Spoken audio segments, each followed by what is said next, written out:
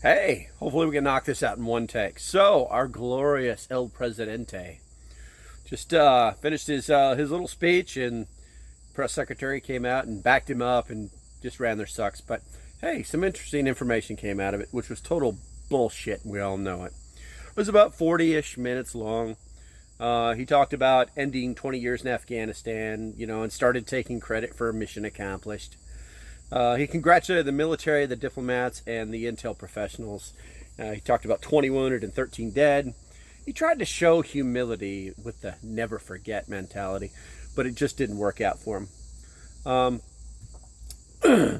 He said that he assumed that the Afghan security forces were strong. Anybody who's ever been there knows that they're not. They never have been, never will be.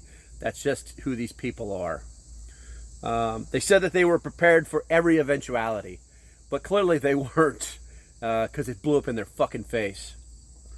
They said that they didn't think the defense force would fold so quickly. But anybody who's ever been out there knows that these people will do exactly that. They didn't believe that they just handed over the country to the Taliban. Well, yeah, that's exactly what happened. And yeah, you should have known that too. He tried to take claim for saying that the whole mission was designed to maximize this and do all that. And yeah, everybody could see that he was just full of crap. He touted that he told Americans that are there last March that you might want to get out. He says that he identified 5,000 Americans that wanted to initially stay and now wanted to leave. And that they got those guys out. And they say, according to their numbers, it's 5,500 Americans were rescued, which is kind of weird because those are not anywhere near the numbers that they were talking about 2 days ago with the State Department. They said 100 to 200 remained there with the intention to leave, but decided not to. They decided to stay because of dual citizenship and Afghani roots. He also said that 90% of the Americans in Afghanistan who wanted to leave were able to leave, which we know is horseshit. Then he talked about a UN resolution message, as if the Taliban would actually listen to it. He talked about the Taliban stating that they would allow safe passage to those that worked with Americans. But aren't those people actually actively being hunted down and killed? Aren't the Terps or interpreters that worked with us actually having their tongues symbolically cut out? Yeah, I'm not sure what he was talking about. Then he talked about leverage, how the U.S. has so much leverage because we control access to the global market. I've got news for you, Mr. Biden. The Taliban, the Afghanis, never cared about the global market. They never will care about the global market. They, oddly enough, now have complete access to the Russian market as well as the Chinese market. How did that happen? It's called a vacuum, and something will fill it, and you just created that situation. Then, of course, he started to blame Trump, because of a cooperative agreement that for some reason he just couldn't help fix or negotiate or do anything with. And he tried to say that we would somehow be back at war, but he failed to realize that we still were at war. Idiot. He talked about having unanimous recommendations of all secretaries and chiefs. Okay, dynamite. So everybody agreed with, let's rush in at the last fucking second and make this giant mess of everything. I don't believe you. I'm sure that you're surrounded by yes men and women. But I think at some point someone said, what if we do it this way, or what if we do it that way, or what if we think through this? And I'm also going to bet that it's some filing cabinet somewhere up in the deepest underground dwelling floors of the Pentagon that there's a filing cabinet, and it's got this little folder inside of it, and it's a little plan to leave Afghanistan. It was probably written 10 years ago. I'm not believing for a second that doesn't exist because I've seen them. He once again said that he gave every American the opportunity to leave, and he touted that 100,000 Afghanis had been airlifted out of there. Then he made a transition He said he took full responsibility for the decision. What the hell does that mean? I take full responsibility for the wetness of water. He's a fucking idiot. He talked about some saying that we should have done it better or sooner. He disagreed. Of course he disagreed. Then, of course, he had to blame Trump again for something. It's always somebody else's fault. Then he kept talking about the Taliban onslaught. You know, he's making it sound like the horde is coming over the walls. We somehow kept these people at bay for 20 years. You think we couldn't keep them at bay for a few more days, or a week, or a month?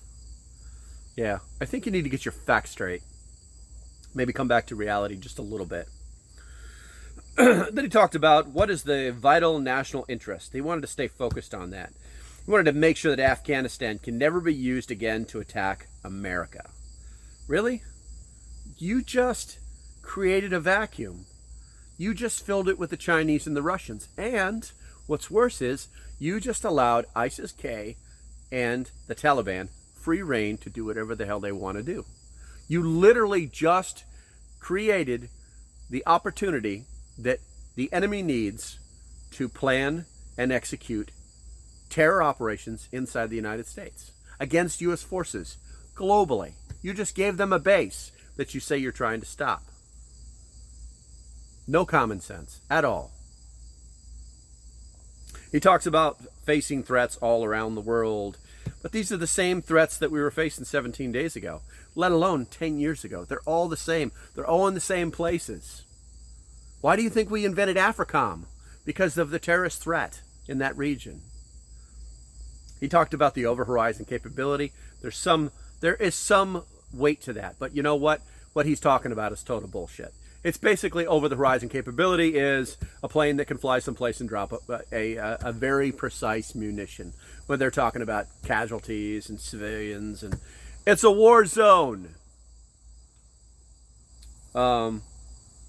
He talked about ISIS-K.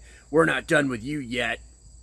You know, it's like a teacher saying that they're going to get you. That you wait and see what happens because I'm the teacher. And then you go home and you talk to your parents, and your parents go, "This chick is crazy. This teacher's crazy." Anyway, let's get back on point. He talked about the world changing, dealing with China, Russian, cyber attacks. These are all the same things that we've been dealing with for the last 20 years. These are not new. He's pretending that these are all new threats.